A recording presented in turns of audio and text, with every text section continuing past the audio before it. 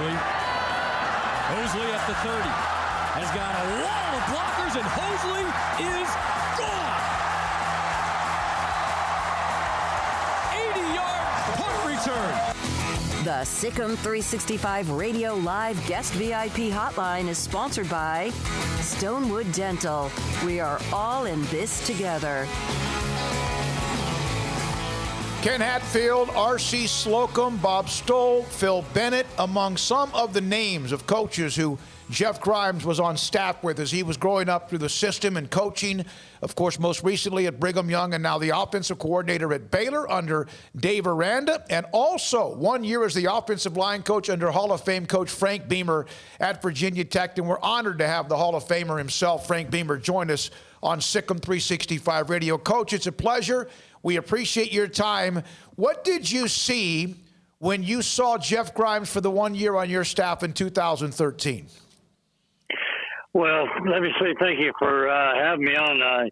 I really enjoy talking about some of my former coaches, and Jeff would fit in that category very easily. When he came here, and I forget how exactly he got recommended to me, but in the end, what I found was everything that you like in a coach, really. A great teacher. I thought he really talked to the kids in the way they understood, the way they could go out and do what he was asking them to do. I always thought he did a good job of putting people in a position to be successful. But I think the biggest thing is how much he cared for the players and how they were doing in school and what they were going to do after their football days were over, and taking a personal interest in the players. And to me, that's what it's all about, is getting these guys to play at a high level, but for them to really know that you care about them and you have a deep interest in what's happening in their personal life.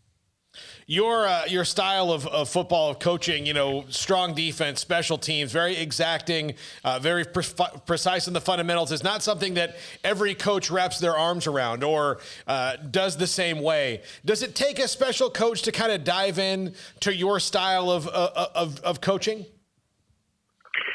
Well, to me, it was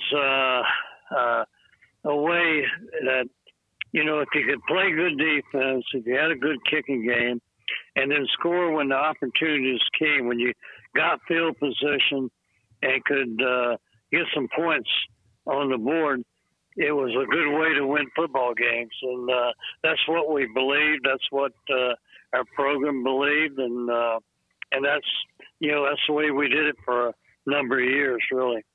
Were you surprised by how much the term Beamer ball took off? Well, I liked what it was said. I mean, it started with whatever teams on the field can score. Meaning, of course, the offense, if they're out there, we could score. But special teams, we got a lot of block kicks and punt returns and kickoff returns, and they could score. And then defense, during that period of time, we were getting a lot of fumbles, going back to the end zone, interceptions, and scoring. So what it stood for, was the way I wanted our football team to play. That whoever's out here, the main objective is get the ball, get some points on the board. Coach, he did an interview over the weekend on YouTube with John Morris at Baylor University, and one of the things he mentioned were a couple of coaches things that he saw as he was going through his career. And one of the things that amazed him about you, he said this: Coach Beamer, who's the head coach, was the first guy out on the field every day with the scout squad for his punt team or his punt return team, coverage team, simulating cards, walking around as if they were as important as anybody else on the field, which is a part of the stress that you put on, the focus you put on special teams. How cool is it that he noticed that from you or from his old high school coach, something from him back, 20 so years ago? What does that mean about him? Well, again, that's the way we did things and believed in it, and he was a vital part of our total whole operation. But I did. We got out there, and I wanted our special teams, the pitcher they were getting that day, to be very good, and I think you had to get your scout team guys knowing exactly how you wanted it done, and then be able to give a good look to your special teams. So that's what we believed in, and that's the few minutes that you spend on special teams during practice. I wanted that to be very productive, and we even give you another idea. We'd stop practice right in the middle, and the offensive guys and defensive guys would be looking at our special team period. And so that kind of said, hey, this thing is really important, and, this is going to help us win football games. Is there a better quick change of momentum of taking it away from your opponent and taking it all of yourself than blocking a kick and returning it for a touchdown? No. I've said for years, it's the quickest way to win a football game. And it's the quickest way to lose a football game. Yeah. But, in special teams, you're talking about a lot of yards. You may be talking, you block a kick and then go score with it. Well, so momentum, it's points and momentum. So, it's the quickest way to win a game. Coach, you talked about how caring Coach Grimes is of his players. In the year he had the offensive line, what were some of the things technique-wise or things that you noticed as far as the development that he had over that 1 year? Well, you just, you saw it, kids in his office, walk down the hall, and kids are there in his office, and just how he hounded himself around the kids. I mean, it was very respectful.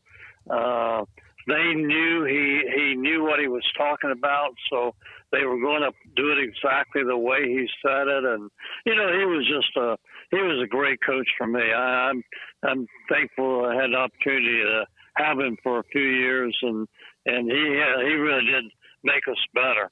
What does it mean to you when you have guys who are on your staff who then go on to increase and also better their career, obviously because of the influence you had on them? But overall, what does it mean, and how do you keep up with them as they go along? And when was the last time maybe you talked to Jeff? I haven't talked to Jeff in a while. I forget exactly when, but yeah, we definitely keep up. I walk every day with. He was my administrative assistant at the time. He's now assistant athletic director, but he knows about most of them, and we talk about them as we go on our walks. So we keep up with our guys pretty well. Hall of Fame football coach Frank Beamer with us on SicEm365 Radio. Well, to that end, and I don't want to just assume that this is your favorite assistant coach, but since he's your son, I'm going to guess he's got a pretty high ranking. Your son Shane is now the head coach at South Carolina. How excited are you for his opportunity there, and how much is he like you, and how is he different than you? I think he believes in a lot of things the way we did it, but I'll say this. He's his own guy. I mean, he's been waiting for this opportunity, and I've been impressed with how he's handled situations and how he's handled the press and how he's handled hiring coaches. And, I think he's ready for it, and he's going to give it his best shot there at South Carolina. And we are extremely proud, happy for him, but very, very proud of him. In fact, there's a connection in a way. He, of course, as Paul said, at South Carolina, just hired Marcus Satterfield off Matt Rule's staff with Carolina to become his offensive coordinator. And, of course, Satterfield was on Coach Rule's staff here at Baylor. How much are coaching hires by network and also just knowing people along the way that you're going to hire people you're familiar with and you trust for obvious reasons? Yeah, I know myself. I always wanted to either know the guy personally or someone on my staff know the guy, that we knew what we were getting. It's not like you're going out there and reading some press clippings and say, okay, this is the guy. I think the personal part of it and knowing who they are, what they are, is always important for me, for people to get along on the staff. The business is hard enough. Now, if you go in the office every day and not feel right about someone, and even the coach's wife. I always knew, is the coach's wife going to fit in here? Because, you're in a kind of a tough business. There's a lot of pressure on, and you need to like who you're working with and like being around the families that you're involved in the coaching business with. So I think that's a big part of it. Did you have a favorite coach to coach against, or one that was the biggest challenge for you? Well, just certainly a challenge on this particular day. You think about him, but Nick Saban was pretty tough to beat. He had a few good players, but I give it to him though. Yeah, I tell people say, well, Alabama's got all those good players. I said, well, they recruit them, and then they make them better. And so, he was always one. But I had a lot of respect. People ask me, as long as you coached, who was a coach that you didn't get along with? And there's a couple that was a little bit marginal. But for the most part, I really respected, liked coaches we're going against. Don Nehlen was one of my great friends, and George Welsh at Virginia. Of course, we were big rivals here in the state, and I always had great respect for him. And I think generally people understand, if you're in the business, how tough it is and how much pressure there is to win. So that gives you respect for your opponent too. And, you both need to win on Saturday, and you kind of respect that part of it. I'm sure you got, some insight from your son and just other people that you know throughout college football, but what did you think of the sport going through the trials and tribulations of dealing with COVID and all of the different things that were swirling around this season that, comes to an end last night? They got it in, but what were your thoughts on just the calamity of college football? I tell you, a lot of credit goes to all the players and coaches that have been through it this year. It's like no year we've ever had, and hope you don't have it again. You hope we can get a control of this thing and get a cure for this thing, the virus and so forth. But I said, you just had to be flexible. Your week changed. The game was called off. Practice was called off. The test results, you just hold your breath, I'm sure. So I have a lot of respect for all the players that made this happen, and for all the coaches that made this happen, and for us to come and have our final game last night. Those guys deserve a lot of credit. You had a role, by the way, in Baylor football without knowing about it, the atmosphere at what was Floyd Casey Stadium. There's a guy, Mike Dewey, who's a huge Baylor fan, who was at Virginia Tech. He was there and was a fan during the time when you rose them up from the ashes. And he helped create some of the atmosphere there in tailgating, where Baylor had none, basically.